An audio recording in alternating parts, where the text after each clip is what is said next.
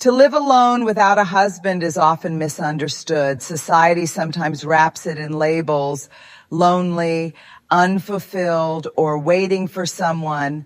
But the truth is, a woman who lives alone without a husband is not automatically incomplete. She is a whole breathing story of courage, resilience, vulnerability, and strength. She is rewriting the narrative of what it means to belong to herself first, before anyone else.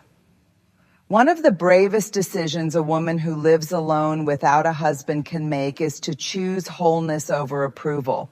From the time many of us were little girls, we were told, sometimes directly, sometimes in subtle whispers, that our value would one day be validated by another person's choice, that our story would be complete when someone else picked us, that the fairy tale was waiting for us in the form of approval, not authenticity. But wholeness is a very different pursuit.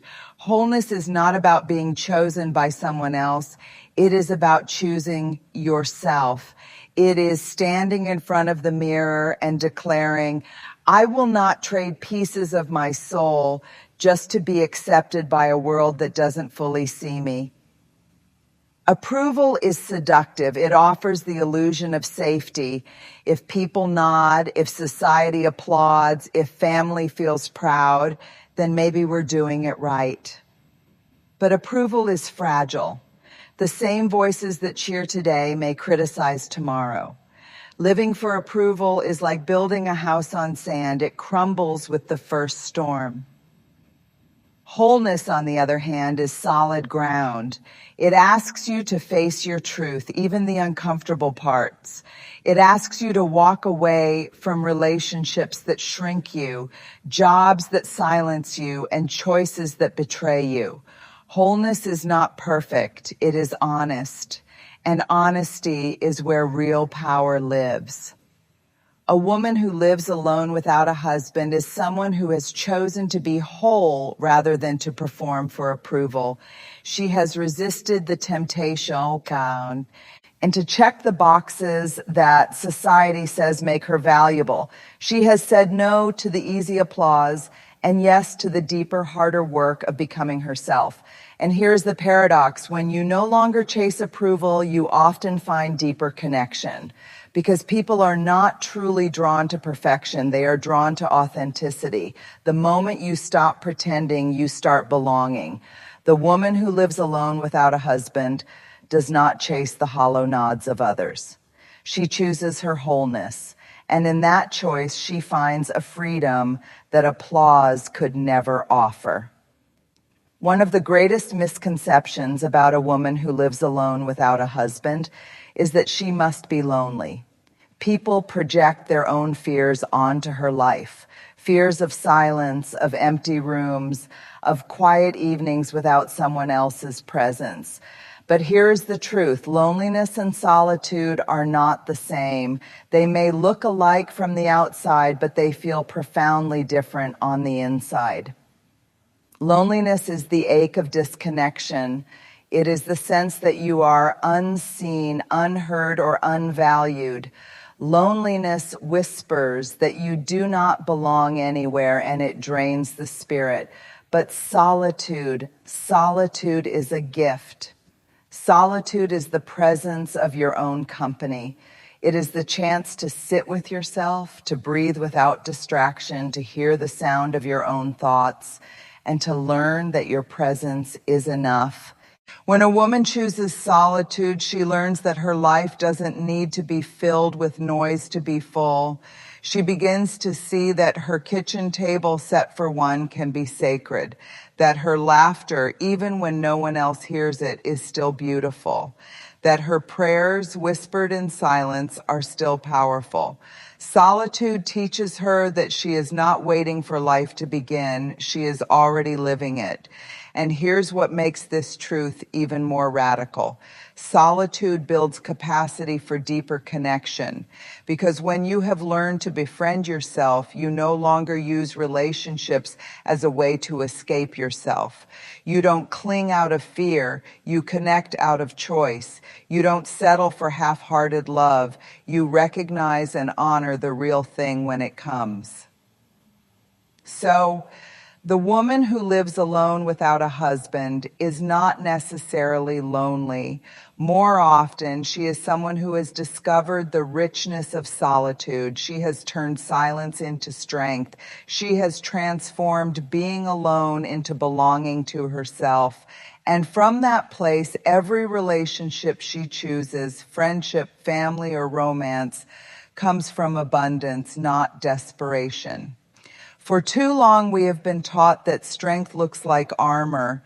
We're told it means never needing help, never showing emotion, never cracking under pressure.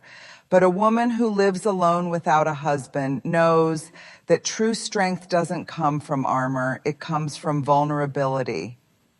Living alone requires resilience, yes.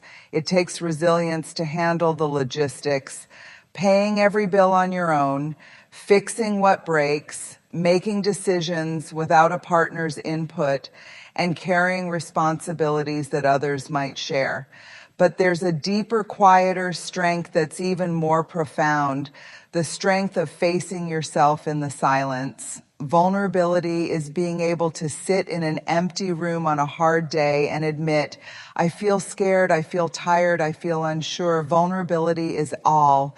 Allowing yourself to cry without rushing to hide the tears. Vulnerability is refusing to pretend you're invincible, because pretending keeps you disconnected. Here's the paradox.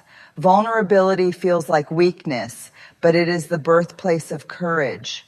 A woman who dares to live alone without covering her humanity in armor discovers that being open about fear, about hope, about longing actually makes her stronger. Because when you embrace vulnerability, you stop fighting yourself. You carry life not as a battle to be won, but as a story to be lived. And that story is powerful, because when a woman demonstrates that she can be both independent and vulnerable, she shatters the stereotype that strength must mean hardness. She shows that it is possible to pay the bills, run the household, and chase her dreams, while still being soft enough to feel, brave enough to risk, and whole enough to love. Her strength does not come from denying her needs. It comes from owning them. It does not come from silencing her emotions. It comes from honoring them. And it does not come from pretending she doesn't care. It comes from daring to care deeply, even when life is uncertain. This is what makes her strength extraordinary. She has redefined it, not as the absence of vulnerability, but as the full embrace of it. When a woman lives alone without a husband, her home becomes something more than walls and furniture. It becomes a mirror of her spirit. Unlike many who share their living space by default, she holds the rare freedom to design a sanctuary that reflects who she is, not who she is expected to be. Every object she chooses, every color she paints, every piece of art she hangs carries meaning. The plant she waters daily on her windowsill may remind her of growth.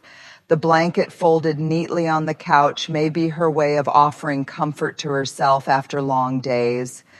The books stacked beside her bed tell the story of curiosity and hunger for knowledge. Nothing is random, everything is intentional. In this way, her home is not just where she lives, it is where she belongs. And that belonging is not dependent on anyone else's approval. She doesn't need to apologize for the dishes left unwashed, or compromise on decor, or explain why she prefers quiet evenings with candles instead of loud gatherings. Her home breathes her freedom.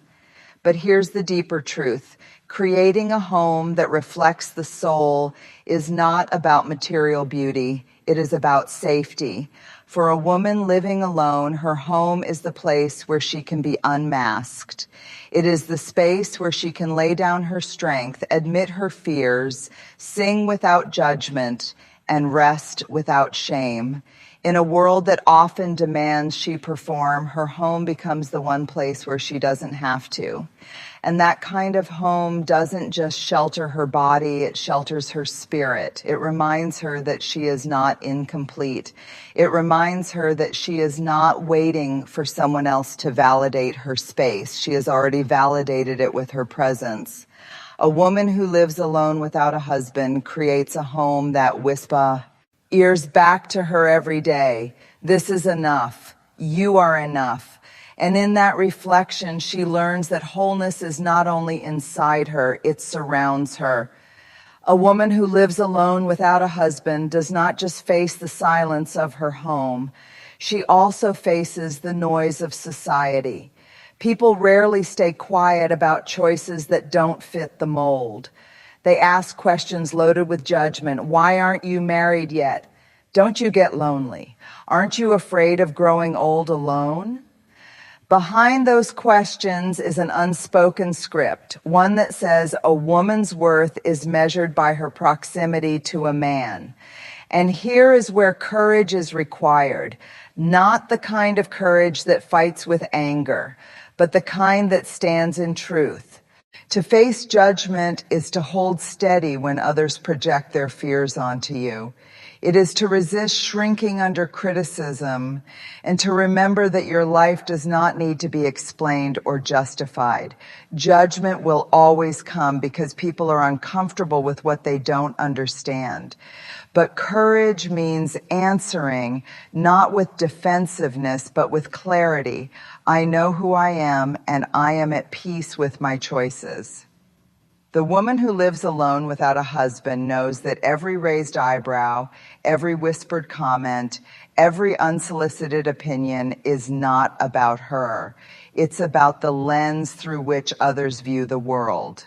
Courage, then, is not trying to change their minds. It is refusing to let their voices drown out her own. And here is the paradox. When you live authentically, judgment becomes a teacher. It teaches you where others' fears end and your freedom begins. It teaches you that you cannot control perception, but you can control presence. And it teaches you that real belonging does not come from bending to fit in. It comes from standing tall even when you stand alone. The courage to face judgment is what transforms a life that could feel heavy with shame into one that radiates dignity. A woman living alone without a husband embodies that dignity. She shows the world that a meaningful life does not need permission, and that the loudest approval is the one that comes from within. Living alone without a husband does not mean living in isolation. In fact, many women who choose this path often cultivate deeper, more intentional connections than those who live by default within traditional roles. The difference is this: her connections are chosen, not required. They are rooted in authenticity, not obligation. When a woman is not defined by a marriage status, she learns to shape relationships with her own hands and her own heart. Friendships become sacred, not convenient. She doesn't cling to people out of fear of being alone. She welcomes them because she truly values their presence. She isn't afraid to say no to relationships that drain her because she is no longer operating from scarcity. She is not trying to fill a void. She is building a circle. And here's the power of that circle. It is woven with intention. She chooses people who honor her boundaries, who celebrate her growth, and who don't reduce her worth to her relationship status. These are not casual connections. They are bonds of trust, laughter, and shared humanity. But connection on her own terms also means redefining what intimacy looks like. Intimacy is not limited to romance. Intimacy is found in the friend who listens without judgment, the sibling who knows her childhood stories, the neighbor who checks in, or the mentor who sees her potential. Connection, when chosen deliberately, expands far beyond the traditional script. By living alone and building relationships from a place of strength rather than desperation, she demonstrates one of life's greatest truths. We are wired for connection, but not at the cost of self-abandonment. She does not lose herself to belong. She finds people with whom she can belong as her whole self. In doing so, her life becomes proof that love is not confined to one role or one person. Love can be found everywhere when you dare to create connection on your own terms. For a woman who lives alone without a husband, freedom is one of her greatest gifts. She chooses her routines, her priorities, her dreams. She decides when the lights go out, how her weekends are spent, what direction her life will take. But freedom is never just a privilege. It is also a sacred responsibility. It is easy to think of freedom as endless possibility, but without intention, freedom can turn into chaos. With no one else setting boundaries, she must set her own. With no partner to share accountability, she must carry it herself. This is not a burden. It is the art of self-leadership. She learns discipline, not because someone demands it, but because her life depends on it. She learns how to create balance between work and rest, between spending and saving, between saying yes and saying no. Freedom without structure is emptiness, but freedom with responsibility becomes empowerment. And here's the beauty. When she embraces responsibility, her freedom grows even deeper, because freedom is not about doing whatever you want in the moment. It's about living in a way that honors your future. It's about choosing habits, relationships, and values that build a life you don't need to escape from. Her freedom teaches her ownership. Every victory is hers. Every mistake is hers. Every breakthrough, every setback, every small triumph belongs to her story. That ownership is not heavy. It is liberating, because when she succeeds, she knows it was not by chance, not by someone else's rescue, but by her own courage and commitment. So the woman who lives alone without a husband carries freedom not as an escape, but as a sacred calling. She understands that independence is not about avoiding responsibility. It is about shouldering it with grace, with wisdom, and with strength. And in doing so, she shows us that freedom is not only a right, it is a responsibility to live fully, truthfully, and unapologetically. At the heart of this entire journey lies the most transformative truth. A woman who lives alone without a husband learns to belong first to herself. Belonging is one of our deepest human needs. We crave it in families, in friendships, in communities, in love. But too often women are taught to secure belonging by fitting in, by sacrificing parts of themselves, by earning approval at the cost of authenticity. The result is not true belonging. It is quiet self-abandonment. Belonging to yourself is different. It means standing in your own skin and saying, I am worthy of love, even if I don't meet someone else's checklist. It means refusing to exile parts of your personality, your dreams, or your story just to be accepted. It means being at home within yourself, no matter who does or doesn't show up at your door. For a woman living alone, this lesson is magnified. There are no constant external mirrors telling her who she is supposed to be. So she must become her own mirror. She learns to listen to her own voice, to trust her own wisdom, to sit with her own silence, and to find joy in her own company. This kind of self-belonging is not selfish. It is sacred, because when you belong to yourself first, You no longer beg others to define you. You enter relationships from abundance, not desperation. You give love freely, not as a bargain for validation, but as an overflow of the love you already carry within. And here is the most radical truth. When a woman belongs to herself, she becomes unshakable.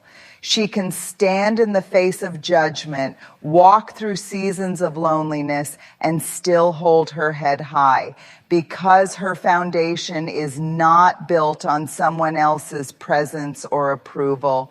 It is built on the unmovable truth that she is enough. So, the woman who lives alone without a husband is not waiting to be completed. She is not living in half light. She is whole, radiant, and grounded because she has discovered the most powerful belonging of all, the belonging to herself. A woman who lives alone without a husband is not living a life of absence. She is living a life of presence. She has chosen wholeness over approval, embraced solitude as a gift instead of a curse, and discovered that true strength is born from vulnerability, not armor. She has built a home that reflects her soul, carried the courage to face judgment without shrinking, and created connections that are deep because they are chosen. She has treated her freedom as a sacred responsibility, shaping a life that is disciplined, intentional, and true. And above all, she has learned to belong first to herself, fully, unapologetically, and wholeheartedly. Her story is not one of incompleteness. It is one of courage. It reminds us that the worth of a woman does not depend on whether she is chosen by another, but on whether she chooses herself. It reminds us that belonging begins within, and that a meaningful life is not measured by status, but by authenticity. So when we look at a woman who lives alone without a husband, let us not see loneliness. We must see strength. Let us not see emptiness. We must see freedom.